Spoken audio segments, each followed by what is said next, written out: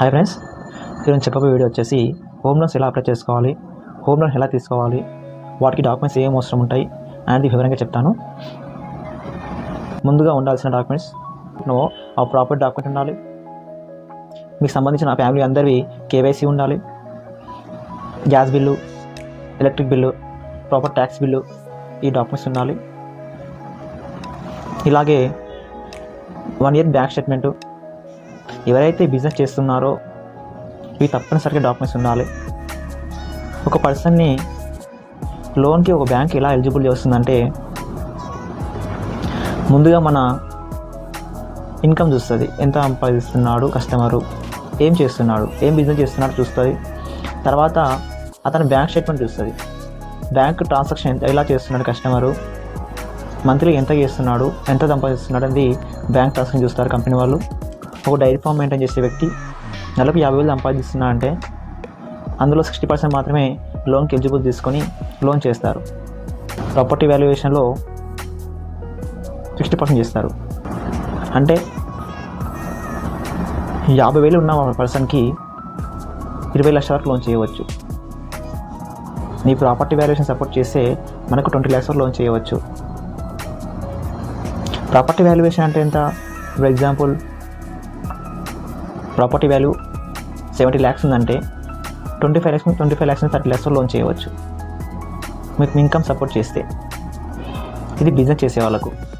ఒక ఎంప్లాయీ ఉన్న పర్సన్కి సేమ్ ప్రాసెస్, కాకపోతే అతని శాలరీ కూడా అంతే డిస్కౌంట్ తీసుకుంటారు, వాల్యుయేషన్ డిస్కౌంట్ చేస్తారు. ఎగ్జాంపుల్ 30,000 శాలరీ ఉందంటే అందులో 60% తీసుకొని లోన్ చేస్తారు. అతనికి ఒక 10 lakhs 8 lakhs లోన్ చేయవచ్చు. ఇతనికి కావాల్సిన డాక్యుమెంట్స్, బిజినెస్ చేసే వాళ్ళ డాక్యుమెంట్స్ ఏం కావాలి? బిజినెస్ లైసెన్స్ కూడా కావాలి, బిజినెస్ ఎప్పుడు స్టార్ట్ చేసావు కావాలి, బిజినెస్ కరెంట్ బిల్ కావాలి.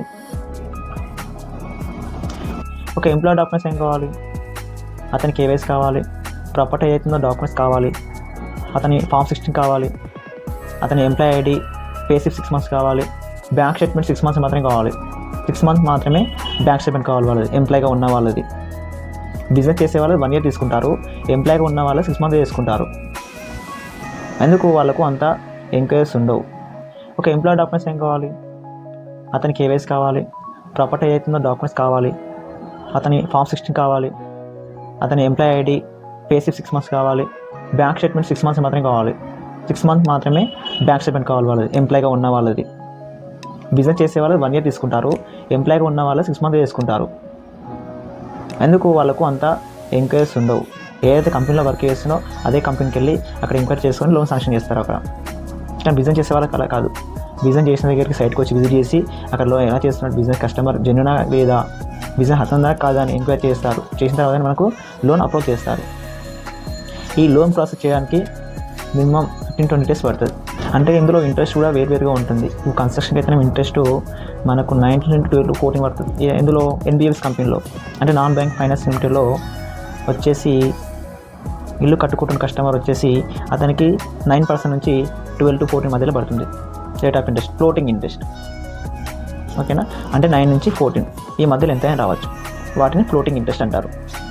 ఫిక్స్డ్ ఇంట్రెస్ట్ అంటే ఏంటి? ఇది ఫిక్స్డ్ ఇంట్రెస్ట్ అనేది ఏదైతే బ్యాంక్స్ ఉన్నాయో దాంట్లో ఫిక్స్డ్ ఇంట్రెస్ట్ ఉంటుంది. ఇప్పుడు ఫిక్స్డ్ ఇంట్రెస్ట్ 7% ఉంది, 8% ఉంది, 8% మాత్రమే పడుతుంది, చెప్పినంతనే పడుతుంది. ఫ్లోటింగ్ అలా కాదు. 12 to 14 అంటే ఈ మధ్యలో ఎంతైనా రావచ్చు ఇంట్రెస్ట్, దాన్ని ఫ్లోటింగ్ ఇంట్రెస్ట్ అంటారు. మీకు ఏమైనా డీటెయిల్స్ కావాలంటే కామెంట్ చేయండి, కామెంట్లో కూడా నేను రిప్లై ఇస్తాను. Thank you for watching.